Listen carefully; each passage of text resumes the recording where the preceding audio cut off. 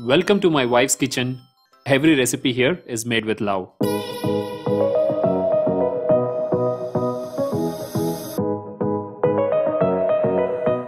இன்னைக்கு வீட்லயே செய்யற மாதிரி ஒரு சாட் ரெசிபி பார்க்க போறோங்க. கண்டிப்பா இது பிடிக்காதவங்க யாருமே இருக்க மாட்டாங்க. நடுவுல கொஞ்சம் கிரன்ச்சியாவும் அந்த பட்டாணியோட சேர்த்து சாப்பிடும்போது ரொம்ப சூப்பரா இருக்கும். மசாலா பூரி எப்படி பண்றது அப்படினு சொல்லி பார்க்கலாம்.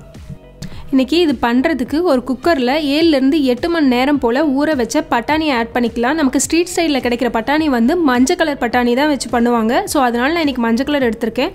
உங்ககிட்ட இல்ல அப்படினா பச்சை கலர் பட்டாணியை எடுத்துக்கலாம். இதுக்கு தேவையான அளவுக்கு தண்ணி ஆட் பண்ணிக்கோங்க.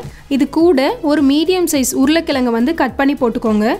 கொஞ்சமா உப்பு தேவையான அளவுக்கு போட்டுட்டு குக்கர்ல 4 ல இருந்து 5 விசில் போல விட்டு எடுத்துக்கோங்க.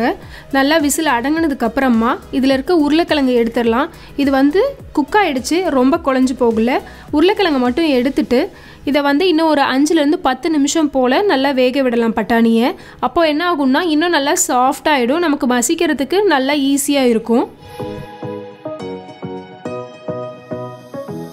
இப்போ நல்லா சாஃப்ட்டா குக் ஆயிடுச்சு. இப்போ என்ன பண்ண போறோம்னா இதில இருந்து பாதியை மட்டும் எடுத்து தனியா வெச்சுக்கலாம். மீதியை தண்ணியை ஃபுல்லா வடிச்சிட்டு எடுத்துக்கோங்க. அந்த தண்ணியை வந்து நம்ம பின்னாடி மசாலா செய்யும்போது யூஸ் பண்ணிக்கலாம்.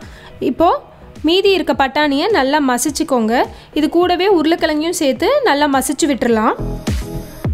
இப்போ ஒரு பேன்ல 1 டேபிள் ஸ்பூன் போல ஆயில் எடுத்துட்டு ஒரு மீடியம் சைஸ் ஆனியனை கொஞ்சம் பொடி பொடியா கட் பண்ணி எடுத்து வச்சிருக்கேன். இதை ஆட் பண்ணி லைட்டா வதக்கி விட்டுருங்க. இது கூட 1/2 டேபிள் ஸ்பூன் போல இஞ்சி பூண்டு பேஸ்ட் ஆட் பண்ணிக்கலாம். அதோட ரா ஸ்மெல் போற அளவுக்கு இதை வதக்கிக்கலாம்.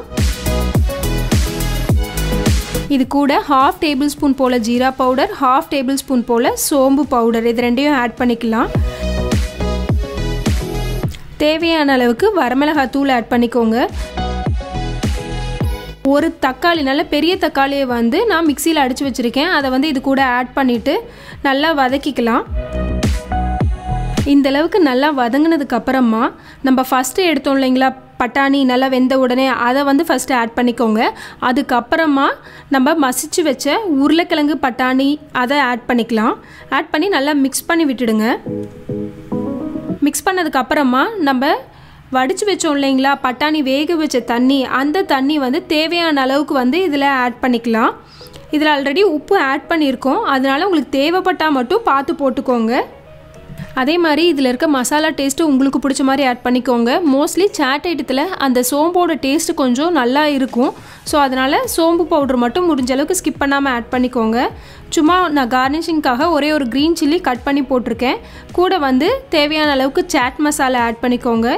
இது வந்து ட்ரை மேங்கோ பவுடர், ஆம்ச்சூர் பவுடர்னு சொல்லுவாங்க. இது என்னென்னா ஒரு புளிப்பு டேஸ்ட்டு கொடுக்கும். ஸோ அதுக்காக இதை ஆட் பண்ணிக்கோங்க. இது இல்லை அப்படின்னா கொஞ்சமாக லெமன் ஜூஸ் புழிஞ்சு விட்டுக்கோங்க. இப்போது நம்மளோட பட்டாணி மசாலா ரெடி ஆகிடுச்சு. இதை எப்படி அசம்பிள் பண்ணுறதுன்னு பார்க்கலாம். கொஞ்சமாக பானிபூரியை வந்து அடியில் நல்லா இந்த மாதிரி க்ரஷ் பண்ணி போட்டுக்கோங்க.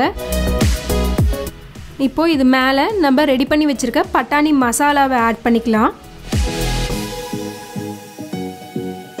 இதுக்கு மேலே பொடி பொடியாக கட் பண்ணி வச்சுருக்க பெரிய வெங்காயம், கூடவே மேலே கொஞ்சம் கேரட் பொடி பொடியாக துருவினது, அதுக்கு மேலே பச்சை மிளகாய், கூடவே வந்து நல்ல கார பூந்தி இருந்ததுன்னா ஆட் பண்ணிக்கோங்க. க்ரன்ச்சியாக நல்லாயிருக்கும். அதுக்கு மேலே இன்னும் கொஞ்சம் பானிபூரியை நல்லா இந்த மாதிரி க்ரஷ் பண்ணி ஆட் பண்ணிக்கலாம்.